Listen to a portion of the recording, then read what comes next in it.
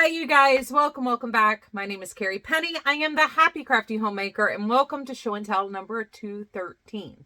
So it has been a wild and crazy week, as always here. And of course, about an hour before I came up here, I got notified that our internet is down. The TV went off, but I assumed it was just a router issue. No, we actually have like an internet outage.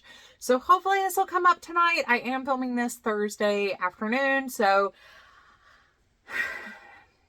it's about 12:30 right now, so I don't know. Like I've said before, there are just days where it's not worth the energy to care because I can't change anything about what's going on around me. So we're back to good health. Unfortunately, Troy was out of town again this week and is flying home today. So hopefully he doesn't bring any cootie bugs back with him, because whatever had us down with that, I don't know if it was norovirus or the flu bug or whatever it was. I have never had a 24-hour bug like that knock me out for 2 weeks, and I would prefer not to do that again anytime soon. So, but we are back on track. We're back on health. We're both feeling fantastic, other than we're a little sleep deprived and stuff. You know, Pippin's over there poking me in the face at 2 a.m. going, hey, I want some food or something. Pay attention to me. And, you know, he's on the road, so he's sleeping in a strange bed. Nobody sleeps well in a hotel. So that was our big complaint for the week. But, you know, it's just been, you know, normal busy. I did start trying to do some more of the we live in this house now type activities, like finally getting the rest of the books out from under the mantle fireplace and like trying to decorate. You know, I decorated for Halloween, I decorated for fall, I decorated for Christmas, and then never decorated for normal time. So I'm trying to like figure out, and I'm trying to take it slowly because I don't want to put a bunch of stuff up there that I hate. And I'm trying to like set it up kind of, because we kind of like, this is Troy's side of the sofa, this is my side of the sofa, this is like where his stuff sits in the evening, this is where my stuff sits in the evening. So like we kind of do have like, this is his side of the living room, this is my side of the living room stuff going on. So I was kind of trying to like decorate that mantle bookcase, kind of like his side of the room, my side of the room, and like he's more into like history, science, you know, his family tree and stuff like that. Whereas like I'm a little bit more kitschy and dorky, but I love like unusual classic literature.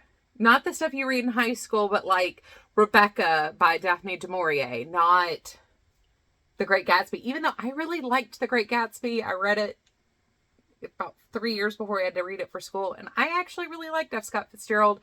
The one about the French Riviera, though, was better than The Great Gatsby. Anyway, so like I've got some like Willa Cather du Maurier books that like I've got it set up, but I've also got like the Harry Potter collection with Fantastic Beast, and then my Tanis Gray Harry Potter knitting books. So like I'm trying to like, I don't want it to be wall-to-wall books. I want to intersperse decor. I need to flip the decor that's actually on the mantle, because as you'll see at the end of this, the cats have decided that going behind the TV now is a good thing. But that's kind of been like one of my big focuses, and the cabinets underneath were filled with books that we just kind of threw in there as part of the unpacking. When we were originally unpacking, we had them on the shelves, then we had the painters, and those had to be hidden, and it was a whole thing. So because nothing has been calm here since we moved in. But yeah, so I'm finally getting to the point where I'm trying to decorate the living room beyond just having like paintings up and a handful of books out, and trying to get those cabinets to where like I can get to the scent stuff or like the extra cat toys. I have to hide any of the teaser toys because Pippin will grab them and bring them to us and not leave us alone for hours if he has free access to the teaser toys. He doesn't always want to play fetch, but the teaser toys, like he will be in your lap, especially if there's a jingle bell thing on the end. So I wanted to be able to get to those kinds of things. Our DVD collection, because I refuse to get rid of our DVDs, which is turning out to be a good thing. So yeah, like I just wanted to start getting to where we could access those things. They were all behind the books, or they just were in a cacophony of nonsense under there. And then some of the books, you know, I wanted to go up on the bookcase. Some I didn't. Some I've got like 3 stacks that need to come up here. I did have some more that I'm going to go ahead and donate that are fiction books that they were mine. I know my husband's never going to read them. I'm never going to read them, or I've already read them and they were cheap when I bought them. So I'm just going to donate them and pass them on to the next person. I still need to go through the guest room stuff though. I have a couple Christmas gifts still in there, and I dread doing it. But we're, you know, like I said in Tuesday's video, if you didn't stop by to see what we have this month from, it's Fiber Studio. It's not that I've forgotten their name. I want to call them Cheers for You, which was another shop in Charlotte, and it's the wrong name. Fiber Studio. If you want to see what we got in Fiber Studios Bellwether Club this month, that video is up from Tuesday. But like I said, spring is about to be sprung, so a huge part of what I've been trying to like not do in the guest room is putting up all the heavy winter wear. So I can probably start putting up like the heavy duty winter coat, and Troy's got these beautiful, they're Irish wool cable sweaters that are fleece lined. You know, wear them like 3 days a week, or 3 days a year down here. They're perfect outerwear, but I mean, I prefer swackets anyway, sweater jackets. So, but it's just not that cold down here. So, but those things I think I can go ahead and start getting put up for the year. And then that will make a huge lot of visual room for me to finally finish putting together the guest room and getting things in the closet that just live up here done. I don't know. But that's what a lot of my week has been. It's been stuff like that. So it's been really busy, but it's not like, you know, shock and awe, horror, you know, these awful things are occurring. No, it's been a normal, I mean, once again, I'm the Happy Crafty Homemaker, and I'm trying to make my house a home right now, and I don't really know what to do with the space. I'm not a really good interior decorator, so that's why Yarnscape is a lot easier for me in the yarn room than trying to actually decorate in here. Anyway, what is in my basket of goodies? So I'm going to go ahead and start with acquisitions, which is something I don't normally do. But I did have 2 acquisitions in the last 2 weeks since we didn't have a show and tell last week. I did have 2 acquisitions. They're the same thing. They're from the same company and line and stuff. They're same style of thing. So one of the things I really want to try to do this year is sew something. And one of the things I thought would kind of make that easier is maybe if I did a quilt as you go project. And I happened to be scrolling through, oh, I don't remember what was it. It was not Amazon. It was someone else. And I happened to find these, but I ended up getting them on Amazon because they were cheap, significantly cheaper. Oh, it was Joann's. They sell them at Joann's as well online. But Joann's had them for like 10% off. And I was like, well, those are kind of cool. But Amazon actually happened to have them 50% off that day. So I got a purse. So as you can see, this is the batting for the quilt here. It is pre-printed, so you sew directly onto this, flip the fabric over, then add your next piece. So you can do top stitching and stuff like that and quilt it properly. But as far as like piecing it, you're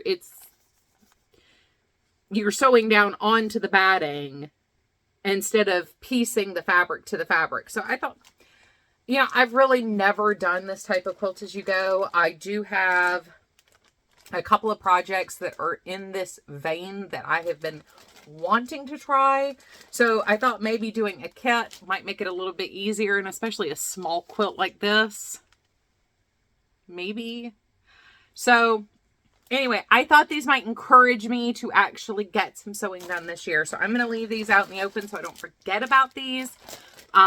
If they're still available on Amazon, I will link them, but these kits run like, it looks like $15 to $40 per kit. and it comes with everything but the fabric and the thread. So like the purse here comes with twill tape to put on the inside of the handles, and then it's just the batting, the twill tape, and your fabric. And there appear to be actual directions, and somebody in one of the reviews said that there are I don't know if they're done by June Taylor, which by the way, June Taylor is the brand. I don't know if the videos are done by June Taylor or not, but there are a number of YouTube videos using June Taylor kits to make projects. So if you're interested in seeing the there is actually a YouTube channel. So yeah, go check that out if you're interested in what the process is like. If you're interested in maybe trying one of these, but don't know what this kind of quilting is or this type of sewing is. I've tried to finish quilts. I have yet to finish one. I have a giant quilt top that is a crazy quilt that I really need to take apart and do a different form of quilt as you go to put it together. Because once again, it's a king size quilt, and I did a horrible job at trying to put together a lattice. So what I want to do is do a quilt as you go method that includes putting lattice between the blocks. And I've seen it done before by Fons and Porter. If you're not familiar with them, they're pretty awesome. We haven't had cable in years, so we don't have the local PBS, so I don't get to watch Fons and Porter anymore. But I do kind of miss that. That and RFD TV and watching the stripping, what's her name? Ellen something. And she does a lot of strip piecing, so she jokes about being a stripper. Just like us joking about being hookers. Anyway, whole different tangent. I did get these to try to motivate myself to get some sewing done. I think these are kind of cool. I have a number of fabrics that this would work great for. So, and I've actually got a Halloween collection that I had actually done swatches and done my darks, mids, and lights. So I could maybe even use the Halloween stuff for that. Maybe a project for May. If you guys are not familiar with my channel, we do have this Spook Your Spring Make Along. Let all the others have Christmas in July. We have Halloween in May. So, you know, if you're trying to think about things you might want to have available at the end of October, join us in May for some Spook Your Spring. All right. We're going to go completely out of order, which means I'm going to talk about works in progress that I am sharing. So Saturday, we do have our first check-in with my UFOs and lingering WIPs. I have decided to call the series for that one UFO Monthly. So stop by on Saturday morning. We have a very short check-in for UFO Monthly for February 2024. But my big WIP that I have been working on this week that is not a completed object and is something worth sharing is my Christmas stocking from Arnie and Carlos. So this is now a paid for pattern. I printed the pattern out as I went during Advent. The only thing I forgot to write down is how many rows to put at the top of the stocking in ribbing. I think it was 12, but I'm not positive. And I know I had it written down at one point. So hopefully I can find where I wrote that down, or maybe their Vlogmas videos say something about it. But that's day 25. I am now done with our peoples. Last time you guys saw it, we were down here. So I did actually mark where we were last time. So since y'all saw this last, I have worked all the way up to here. I am now on day 18. So this is one of those crafting meets homemaker things. Yesterday, I felt particularly lazy, but I was feeling lazy in the way, like I wanted to do things, but I couldn't commit to doing anything.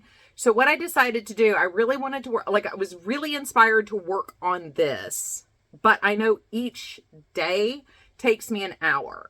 So I was like, okay, if I do this, I will do whatever I see needs to be done around the house. I'll turn on my 30-minute timer, and for 30 minutes, I will just do housework. Knowing me and how I work, I'm going to work until the task I am done is completed, or doing is completed. And then I'll probably find something else to do on my way there. So I would get, you know, an hour of knitting and an hour of housework done, alternating, because I was by myself. Like, it didn't really matter what order I did things in yesterday. Oh, excuse me, yesterday. So that's how I did my morning yesterday, is I gave myself an hour to knit. And it started because I really wanted to finish my cup of coffee. Frequently, my second cup of coffee is like cold coffee because I will pour it and then forget about it for 3 hours, and then I come back to it. So I really wanted to finish my second cup of coffee hot yesterday. So I was like, okay, I'm going to do 1 day on my stocking, and then I'm going to turn on my timer and I'll do half an hour of work. And of course, that half hour of work translated to an hour and 20 minutes of work. Then I sat back down, did another hour on my stocking, or I think it was 45 minutes because it was a pretty quick day. Turned my timer back on for half an hour. Next thing I knew, 2 hours had passed and I was getting hungry for lunch. So I just kind of alternated through the day yesterday doing that. And I got way more done than expected, actually.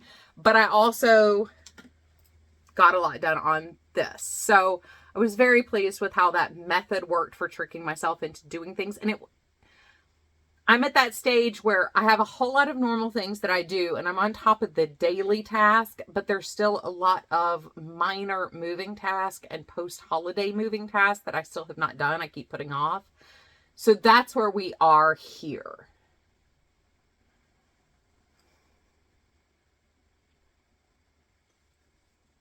But it did work.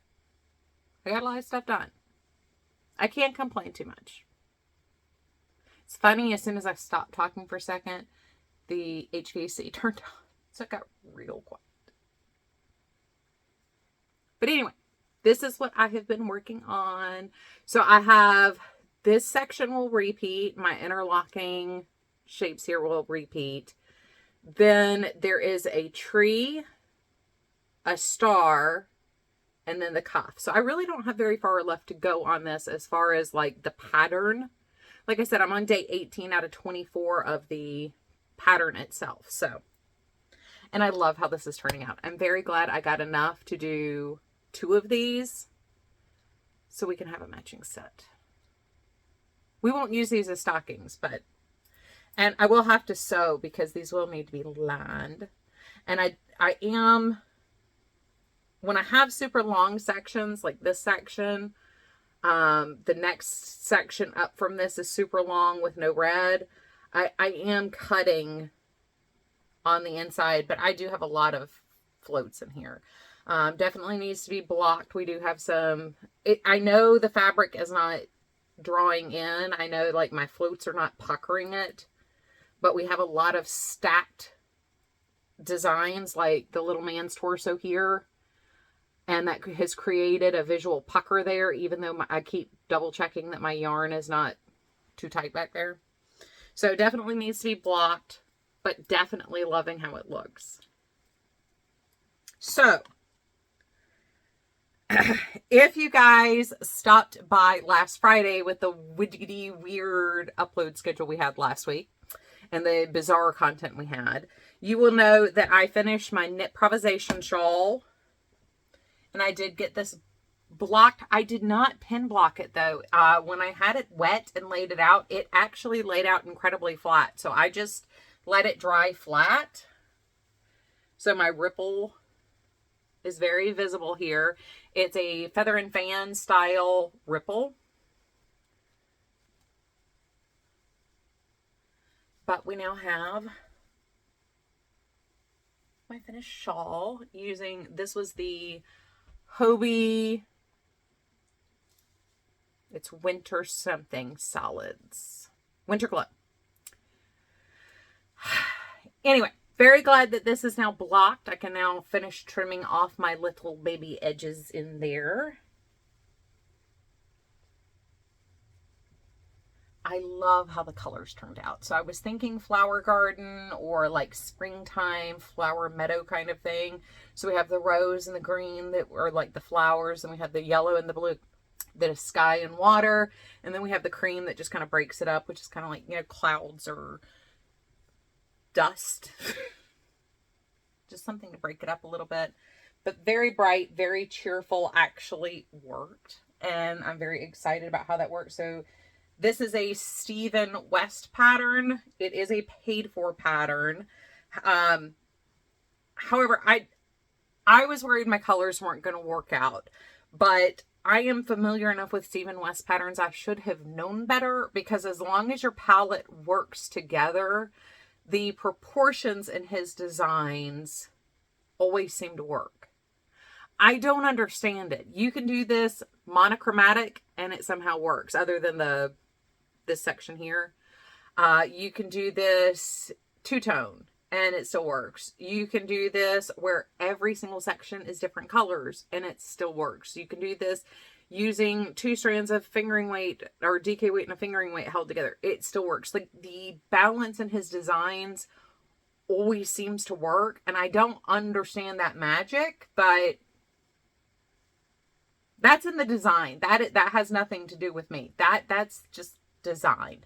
And I think that's one of the reasons why, when I was talking about my Just Yes designers a couple years ago, he's one of my Just Yes designers. Yes, I'm drawn to color, and yes, I'm drawn to texture, but the balance in his designs, as wild as they look in his color palette, even the more muted versions of them are somehow balanced. It's just a trickery of the eye somehow. The other project, though, I did finish. So this was using the Hobie Dulce Cashmere, and apparently I read things wrong. I should have gotten 2 cakes of this because I did not have enough to do the end fringe on this. This is the Summer Freshness Shawl from Mon Crochet. The pattern is absolutely gorgeous. I mean, just first off, everything in here is absolutely gorgeous. Each stitch pattern is beautiful. They flow together beautifully. I do wish we could have done the big lace border. It kind of mimics more this with picots at the end, but I was 8 rows short. So it's still a very sizable shawl. I do have to say the color gradation in this yarn, though, is so gorgeous for this. If you hate that stop and go effect, you do not get that with this, because you do have a very slow transition between your colors. So at no point do you have like a jog where your colors actually change. And you can see here, once again, where we're going from the aqua to the denim-y color, it's fades in. And this was the most jarring jump, I thought, as far as the transition goes. But in the final garment, you do have a beautiful transition. Every row is adding texture. Even where you have your breaker rows here, you're doing a back loop, or not back loop, post stitch, to once again add to the texture. I really wanted these 2 projects not just to be exciting colors for me, or inspiring colors, or colors that were mood lifting for me. I wanted these to also be very textural projects. Now, as far as the make along went, you know, I kind of myself, because I didn't anticipate getting sick and taking 2 weeks to be able to think again. But I'm very, very happy with how these turned out. I still need to soft block this. The lace, this was using a size E hook, and it's fingering weight yarn.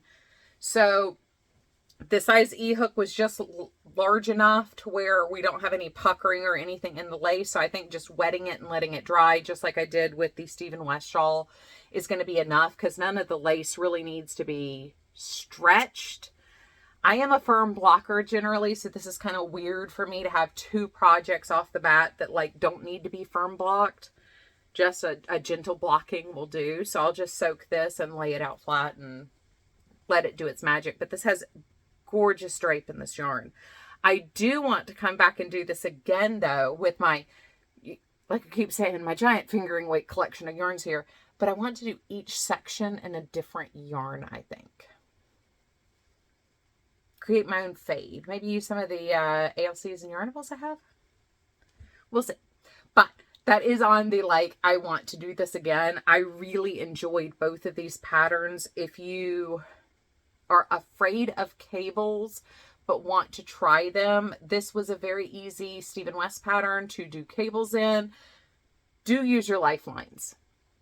Definitely take advantage of putting a lifeline, in there, every couple of rows if you don't trust yourself. So that is what I made or have really been seriously working on, plus what we'll talk about on Saturday. And for once, I actually have that uploaded and ready to go. So I do have one more thing I want to talk to you guys about. I did get a piece of Happy Mail. This is from Chris, and I do absolutely adore the stamp. Like, could you be any better? Like, is this is so beyond perfect? It's like Melanie's cards with the little patterns. They're so cute. I don't know where you guys find these things because I'm not finding these things. Love it. Love it to pieces. Thank you so much for the New Year's card. I told you I lost it in the car. I knew I had gotten it. I knew it was here. I'm just not sure where it had gotten because it was our first trip out of the house after we had first gotten sick. So it just got dropped in the car. So I went out and got that. Luckily enough, I went out when I did because we also left the bananas in the car. And that could have been really bad because it was my car. I don't do banana scent. I love bananas. I don't do banana smells. So anyway, that is everything for today. We do have a video on Saturday. I am hoping to have something ready to go for Tuesday next week. We should be getting, our ALC has already shipped for January. Our Yarnable should be coming here short, or February. February is just the lost month. Even though it's a leap year, February is a lost month for me. Yeah, so we have the ALC for February and the March Yarnable coming soon. So I think those should both be here by the end of next week. So that may be next Saturday's video. Hopefully I'll have something fun to share with you guys for a show until next week. I'm really hoping to get some work done in the frog with the Addy and get some more of these hats cranked out. That's really what I was hoping to focus on for Lent. But once again, wasn't planning on the nightmare that the month of February ended up becoming. So I have a lot of catching up to do on the hats and scarves I had wanted to make. So anyway, I love you guys. I will see you guys real soon. Please take care of yourselves. Bye, guys. My camera says, no, you can't stop talking now. Or the battery's just slowly running out of mine. Bye, guys. Nope.